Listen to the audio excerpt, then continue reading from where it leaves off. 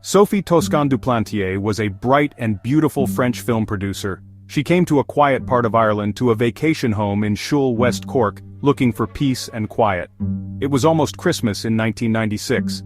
Sadly, something terrible was about to happen. On December 23rd, Sophie was found dead on a small road near her cottage. She had been badly beaten.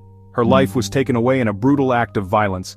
This peaceful place was now marked by tragedy. The news of her murder shocked everyone, both in the small village of Shull and in the busy city of Paris. It was a harsh reminder that bad things can happen anywhere, even in the most peaceful places. The investigation began immediately, everyone searching for answers and hoping for justice.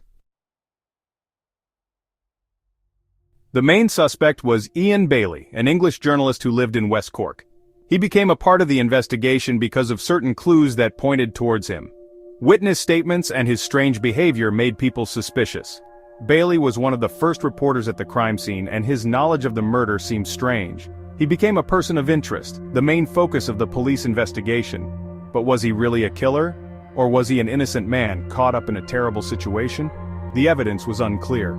Witnesses said different things, and there was no physical evidence linking Bailey directly to the crime. He always said he was innocent, but people still doubted him.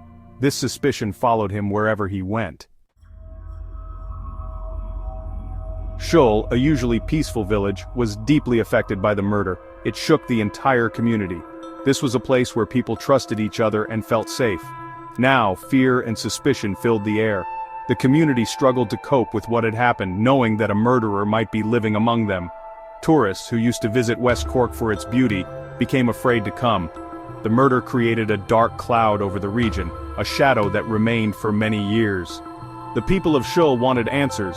They wanted justice for Sophie.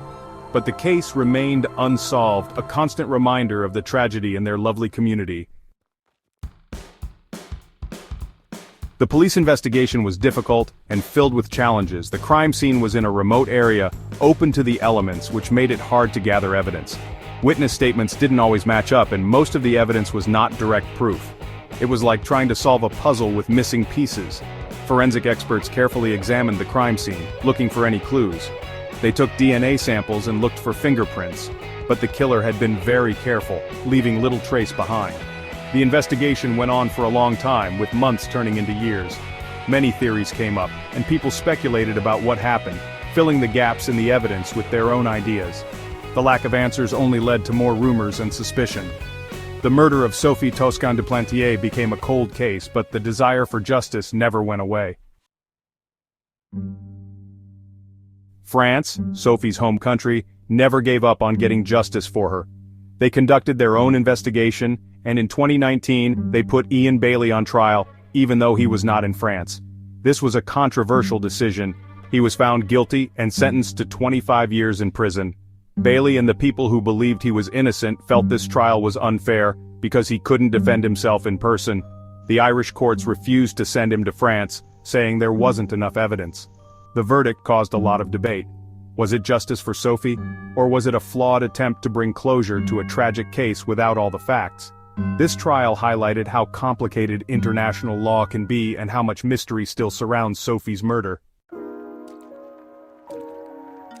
Even though he wasn't found guilty in Ireland, Ian Bailey's life was forever changed by his connection to Sophie Toscan du Plantier's murder. He lived under a cloud of suspicion. The media followed him everywhere, examining his every move. He became more private, avoiding public attention.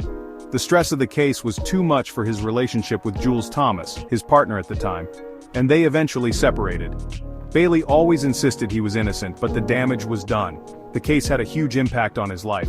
Some people saw him as an outcast. He became the subject of documentaries and podcasts, his life forever linked to Sophie's tragic death. In recent years, there's been renewed hope for a breakthrough in the case.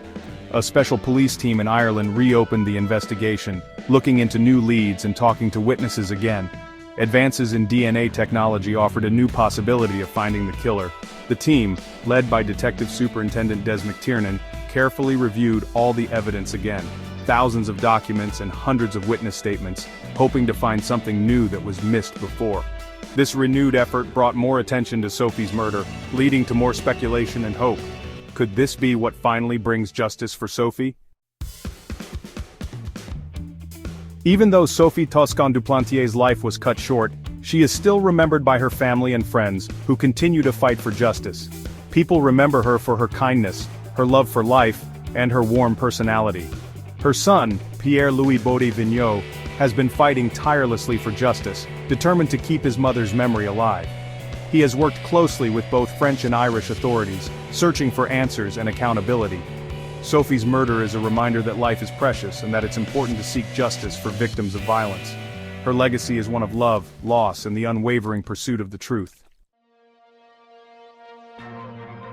The murder of Sophie Toscan Duplantier remains unsolved, a mystery that continues to fascinate and frustrate people.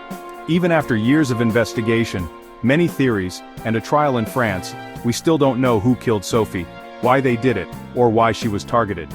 These unanswered questions linger, leading to more speculation, and ensuring that the case stays in the public eye. Sophie's murder reminds us that some crimes remain unsolved, and that justice isn't always served. However, the search for answers continues, driven by the hope that one day, the truth will be revealed.